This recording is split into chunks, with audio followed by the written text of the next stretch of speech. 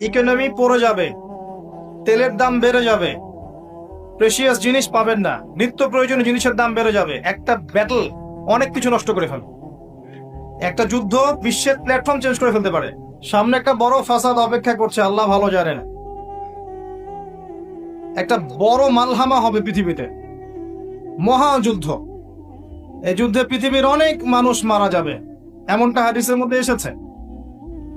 কে জানে, আল্লাহ ভালো জানেন এটা কবে হবে, কত সালে, কিভাবে হবে, আল্লাহ ভালো জানেন। এমন হতেও পারে এটাই সেই পারমাণবিক যুদ্ধের সূচনা, আল্লাহু আলাম। কারণ তারা শুরু করেছিল প্যালেস্টাইনকে কেন্দ্র করে, সেখানে পারে নাই। সিরিয়াকে কেন্দ্র করে চেষ্টা করেছে একটা মহাযুদ্ধ লাগানোর, পারে নাই। সিরিয়াকে কেন্দ্র করে প্রায় হয়েই গিয়েছিল, এখানে অনেকগুলো দেশ ইনভলভ হয়ে গিয়েছিল, কিন্তু নিউক্লিয়ার যুদ্ধ পর্যন্ত যায়নি। কিছু মানুষ চাচ্ছে, একটা সভ্যতা চাচ্ছে যে পৃথিবীতে একটা মহাযুদ্ধ ঘটুক, এর ফলে পৃথিবীর ম্যাক্সিমাম মানুষ যেন মারা যায়, পরাশক্তিগুলো দমন হয়ে যায়, সে নতুন করে রাইজ করবে, সেই অপেক্ষায় বসে আছে। প্রথম বিশ্বযুদ্ধের পরে একটা কান্ট্রি বিশ্বের রুলিং স্টেট হয়েছে, দ্বিতীয় বিশ্বযুদ্ধের পর আরেকটা কান্ট্রি বিশ্বের রুলিং স্টেট হয়েছে।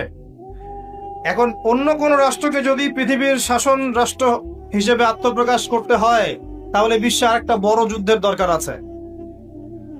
জ্ঞানী মানুষ ইশারা বুঝবেন, তারা এই চেষ্টাই করছে। এভাবে বিশ্বের পরাশক্তিগুলোকে তারা লড়িয়ে দেওয়ার চেষ্টা করছে, এবং পিছন থেকে তারা দাবার গুটি চালছে, তারা সামনে আসবে না।